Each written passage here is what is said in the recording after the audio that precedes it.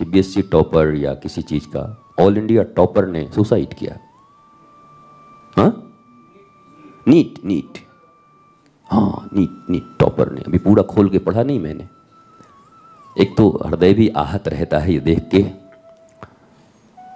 Topper मतलब उन करोड़ों स्टूडेंट में वो सबसे ज्यादा मेधावी, परिश्रमी, एंड कमिटेड सुसाइड। वही क्या कारण है? बस वही, आप दोनों हाथ उठा के कह सकते हो, वही गुरुजी जो आप कहते हैं जीवन की विद्या और जीविका की विद्या। जीविका की विद्या में तो वो टॉप था, पर जीवन की विद्या में कभी भी माता पिता ने भी, समाज ने भी कभी उसे टीच करने का प्रयास नहीं किया, या स्वयं उसकी इच्छा नहीं हुई। तो उस टॉप पे पहुंचने के बाद भी ये मन अगर गड़बड़ है तो न वो डिग्री बची, न वो आदमी बचा।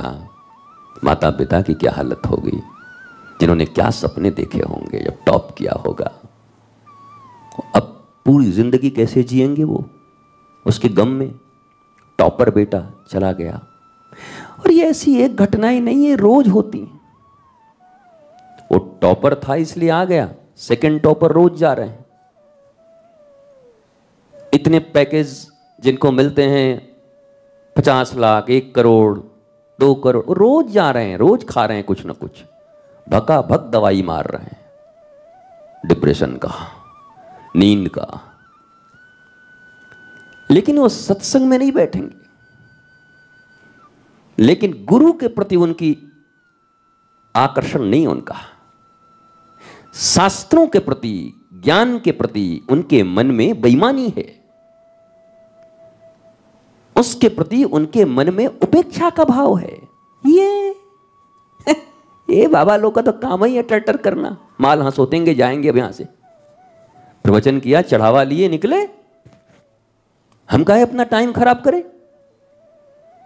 टाइम तो तुम्हारा पूरा ही खराब हो जाएगा किसी दिन, अगर निरंतरता तुम्हारे जीवन में न रही तो।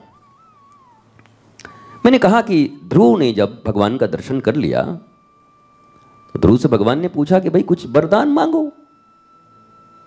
तो ध्रुव ने कुछ मांगा ही नहीं। जिसके लिए वो गए थे तपस्या करने के लिए वही नहीं मांगा। पिता की गोद नहीं मिली थी, सौतेली माँ ने निकाल दिया था।